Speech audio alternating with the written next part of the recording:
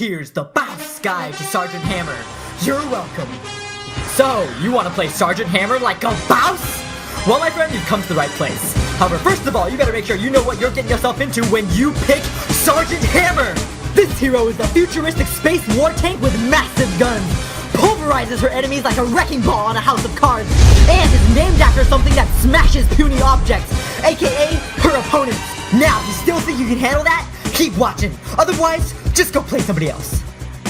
Alright, starting off, let's go over Sergeant Hammer's skills and tips for them.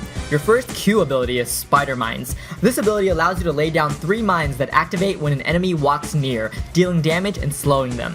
These mines are great for scouting bushes, watching for ganks, and protecting your position. This ability also has a low mana cost, so you should be laying down mines constantly. Your second W ability is Concussive Blast. Sergeant Hammer blasts enemies in a small cone-shaped area in front of her, dealing medium damage and knocking enemies back a medium distance. This ability should be saved for disengaging opponents that get too close to you during fights. It can also serve to help you clear enemy minion waves outside of fights. Your third E ability is Siege Mode. Sergeant Hammer becomes immobile and gets a significant range increase on her auto attacks, as well as a splash effect and bonus damage against minions and structures. This ability is one of the best in the game for pushes and minion clear, because the range increase allows you to fire on fortifications while staying out of range of any towers or forts, and the bonus damage and splash will have you melting any size minion wave. However, it's important to remember that this ability is a double-edged sword, since you sacrifice all your mobility. Because of this, Siege Mode is not great in team fights, especially since it doesn't give you bonus damage when attacking enemy heroes. Sieging up in team fights can be an unnecessary handicap, so unless your team is trying to defend a position, save Siege Mode for pushes. Now, your last and ultimate ability is Napalm Strike. We'll just be using this skill for the build. This ability allows you to fire off a missile that deals damage in an area and leaves a small patch of napalm that deals damage every second to enemies standing on it. This skill has an extremely low cooldown, low mana cost, and huge range, which provides you with an incredible amount of safe, sustained damage during fights and pushes. Spam this ability to wear down opponents from afar and melt minion waves and enemy fortifications. Your trait is Artillery. It gives your basic attacks a percentage damage increase when you attack distant enemies. Basically, any target that is about half your normal range or greater away will take 20% more damage from your auto attacks. Now, this might not seem like much at first, but Sergeant Hammer has one of the highest, if not the highest, base damage in the game. As the game goes on, this damage increase becomes more and more significant as your base damage grows. Now, your mount ability is unique. Instead of mounting a horse, what is this, the Middle Ages or something? Sergeant Hammer extends a pair of jetpacks and moves extremely fast for a short duration. Welcome to the future! This ability has a relatively long cooldown, however it's one of the best in the game for repositioning during a fight or escaping a fight or gank. You should make sure that this ability is up if you feel like there's even a slight chance that you'll need to make a quick getaway, such as before a team fight, or if you're moving into a position that could be ganked. Now, onto talents and gameplay. Early game talents at level 1 get Advanced Artillery. This talent upgrades your trait and tacks on extra damage to your auto attacks on distant targets. You won't feel the real impact of this until mid-game, but getting this talent first will set you up for incredible basic attack damage later in the game. At level 4, go for Vampiric Assault. This talent heals you for a percentage of damage dealt from your auto attacks. It synergizes well with your already high base attack damage, and being able to heal yourself up gives you a much needed way to sustain and survive out on the battlefield. At level 7, go for Hyper Cooling Engines. This talent significantly reduces the cooldown of your thrusters ability, and keeps them active when you are healing at your altar. It frees you up significantly to use thrusters to get around the map, to get to important objectives or lanes, because the cooldown will often refresh when you need it again to escape. It's an important supplement to your subpar mobility and your ability to move quickly around the map. Alright, now onto early game gameplay. While you are laning in the early game, you should for the most part stay in lane, get experience, and do some light harassing, but don't take many risks in lane. Use mines constantly to secure your perimeters, especially in bushes or openings to your lane. Avoid using Siege Mode in lane unless you have another teammate with you, and even then, use it sparingly just to zone out your opponents. When sieged, always be ready to escape using thrusters and always have a set of mines placed right in front of you.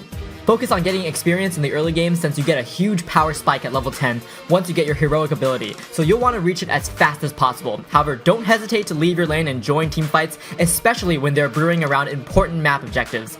In teamfights, it can be tempting to siege up, but resist the urge and stay on your wheels. Remember that siege mode does not increase hero damage, and the only benefit in fights is the range and the little extra splash damage, which is negligible in the early game, and it's not worth becoming a sitting duck.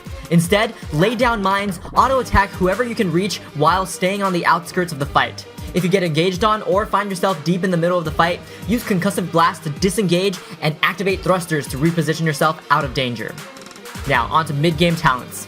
At level 10, go for Napalm Strike. Your heroic ability gives you a huge power spike, allowing you to do heavy damage from a safe distance away due to its long range. In team fights, you'll be able to heavily damage enemies you normally wouldn't be able to reach with basic attacks, and during pushes, Napalms will make short work of any size minion wave and deal heavy damage to enemy structures.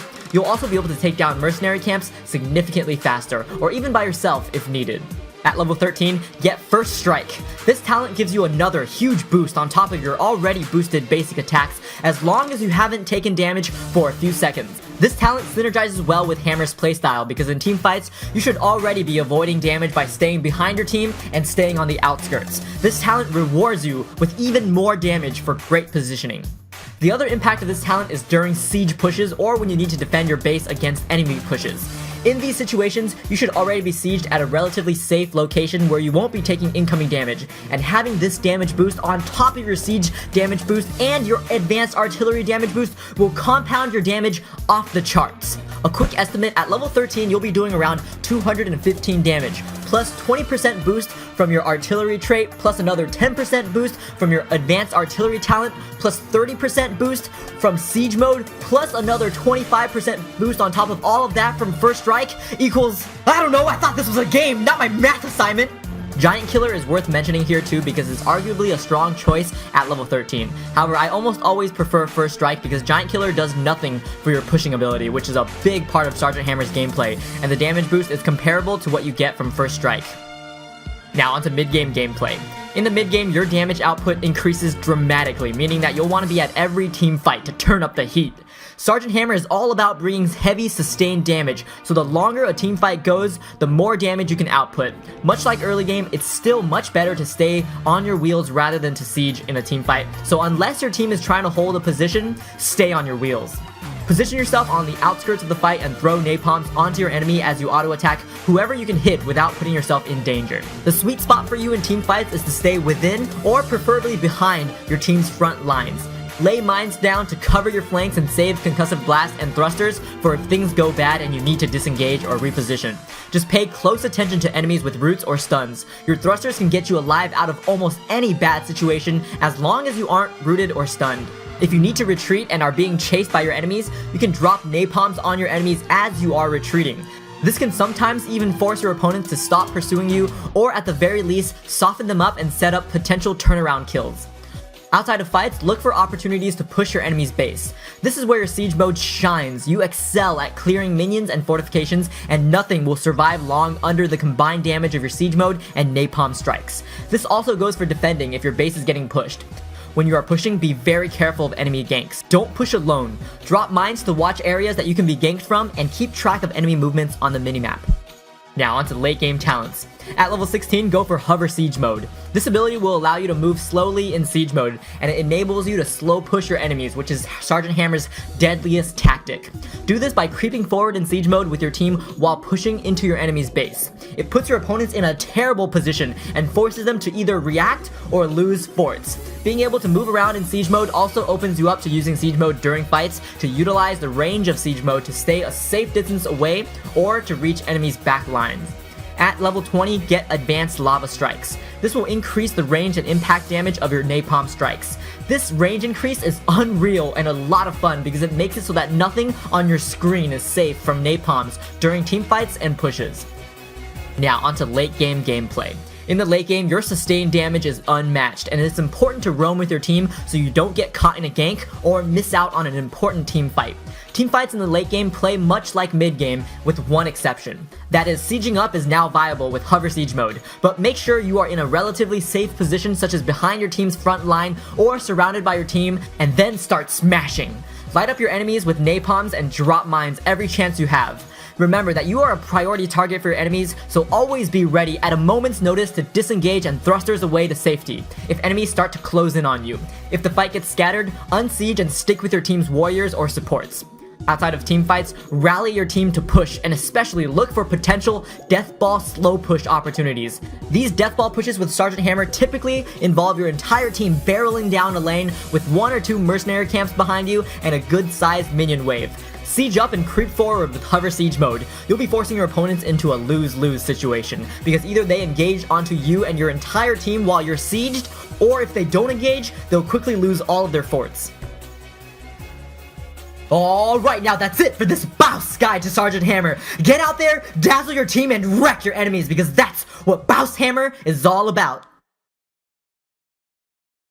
And on a real note, I hope you guys enjoyed this video and find it both helpful and entertaining. If you like this and want to see more, show some love by liking, commenting, maybe sharing your own success or failure stories with the guide, and of course, subscribing.